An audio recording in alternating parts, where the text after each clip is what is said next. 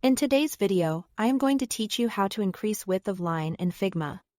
Thickness of the lines. First, open your design so you are on the canvas where you want to work. If you are not zoomed in enough to see details clearly, take a moment to zoom in. It's much easier to judge thickness when you can see the line up close. Next, draw a line. Press the L key to switch to the line tool instantly. Click and drag on the canvas to place it. If you want a perfectly straight line horizontal, vertical, or at 45-degree increments, hold Shift while you drag. Then release the mouse and the key. If you prefer, you can also select the line tool from the toolbar. The shortcut just speeds things up.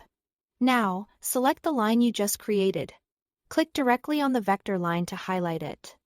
You'll know it's selected when you see the selection box and the line's nodes. If you accidentally select the wrong layer, just click again or use the Layers panel to pick the correct line. Look to the right sidebar and find the Stroke section. It's in the Design panel on the right. If the Stroke section is collapsed, click to expand it so you can see all the options. To change thickness, adjust the numeric weight value. This is your stroke weight, typically shown in pixels. You can type in an exact number. Use the up and down arrow keys for small increments or click and drag over the value to scrub it. As you increase the number, the line gets thicker, decrease it for a finer line.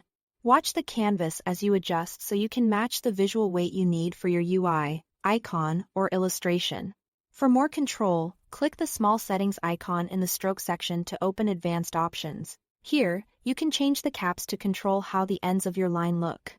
Round caps give a softer, friendly finish, square or butt caps provide a crisp, precise edge. Adjust corners if your line includes angles or if you are styling vector shapes. Round, bevel, and miter each give a different personality to corners. You'll also see alignment options like center, inside, and outside. These are most noticeable on closed shapes. For a simple open line, center is typically the default and what you'll use most. That's it. Thanks for watching.